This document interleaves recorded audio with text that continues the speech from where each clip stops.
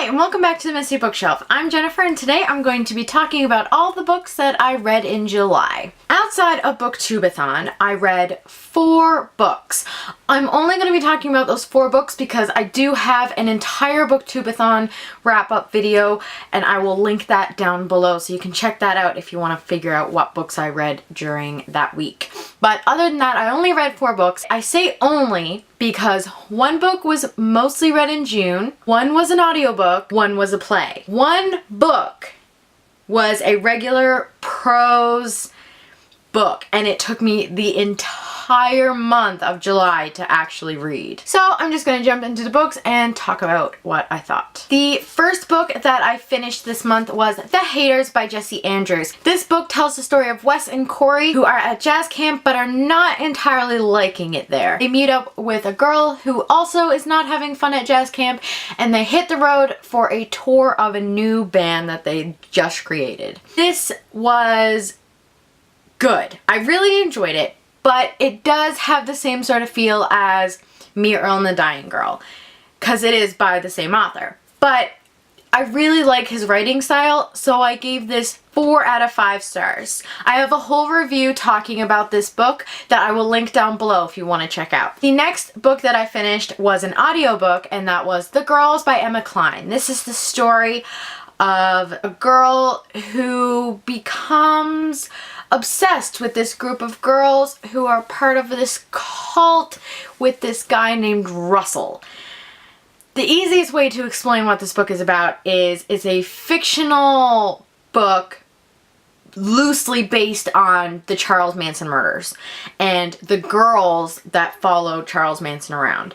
This was definitely an incredible book. Really enjoyed the characters and kind of seeing what it might have been like to be one of these girls through kind of an outsider but kind of an insider's eyes. Really enjoyed listening to it. I think I might have enjoyed it a little bit more if I actually read it, but I did enjoy the audio version.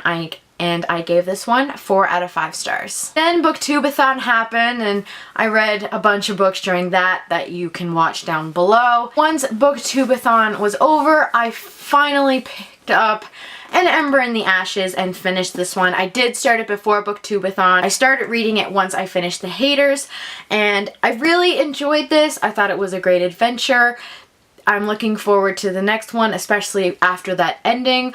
I don't think it exactly lived up to the hype. It was a bit dragged out in places, and at times I liked one character over another, but I do plan on continuing on with this series.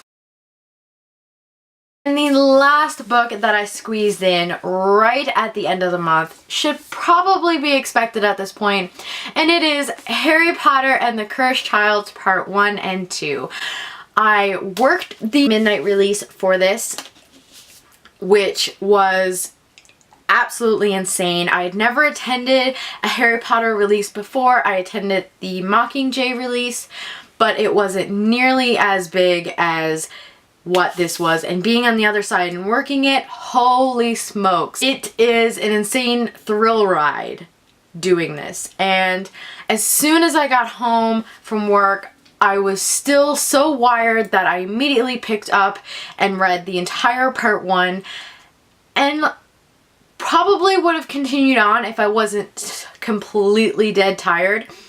So I decided to give in to sleep, and I fell asleep, and when I got up I immediately started reading Part 2, and I didn't stop until I finished, and I absolutely love this. I know there is a lot of hate for it going around, and everyone's entitled to their own opinion, but I personally really enjoyed this. It felt good being back in the world.